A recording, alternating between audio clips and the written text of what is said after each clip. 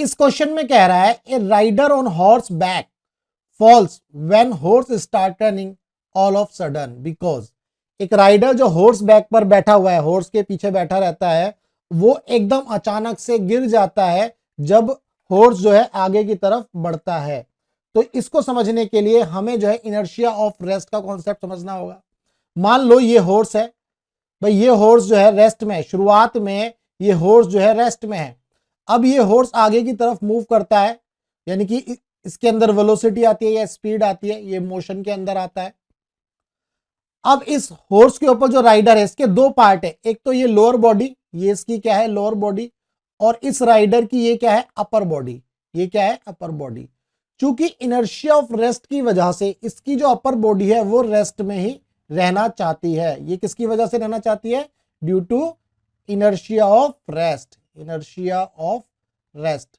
Inertia of rest की वजह से इसकी अपर बॉडी जो है रेस्ट में रहना चाहती है, और जो लोअर बॉडी है वो इस हॉर्स के साथ कांटेक्ट में, भाई वो इस हॉर्स के साथ कंप्लीटली कांटेक्ट में।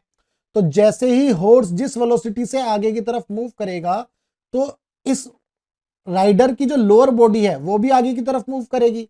जब राइडर की लोअर बॉडी आगे की तरफ मूव करेगी और जो अपर बॉडी है वो रेस्ट में रहना चाहेगी, तो इसीलिए ये जो राइडर है इसको पीछे की तरफ सडन जो है जर्क लगता है और एक झटका लगता है।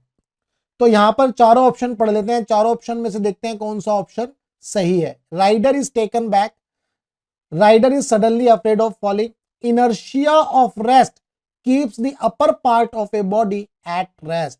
इनर्शिया ऑफ रेस्ट की वजह से upper part of the body of rider is in rest, whereas the lower part of the body moves forward with the horse, because जो लोअर पार्ट है वो हॉर्स के साथ कांटेक्ट में है।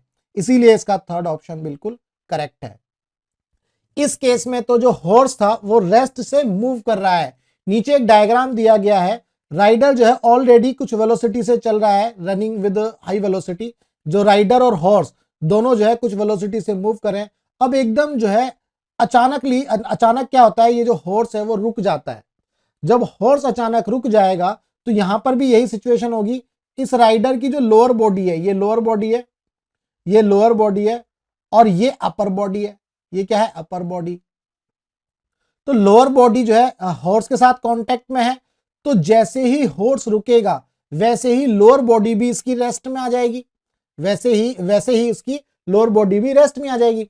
लेकिन जो अपर बॉडी है वो मोशन में है। क्यों? Due to the inertia of motion, due to inertia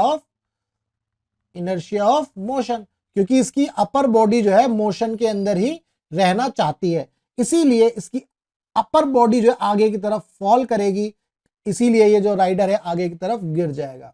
तो ये वो वाला केस है जिसमें हॉर्स जो है किसी वेलोसिटी से मूव कर रहा है और एकदम अचानक रुक जाता है, तो इस केस में जो राइडर होता है वो आगे की तरफ फॉल होता है। और जो हमारा क्वेश्चन था, उस क्वेश्चन में राइडर जो है पीछे की तरफ फॉल करता है, उसे एक झटका लगता है, पीछे की तरफ गिरता है, और उस केस में हॉर्स जो है स्टार्ट करता है अपना मोशन। क्लियर है?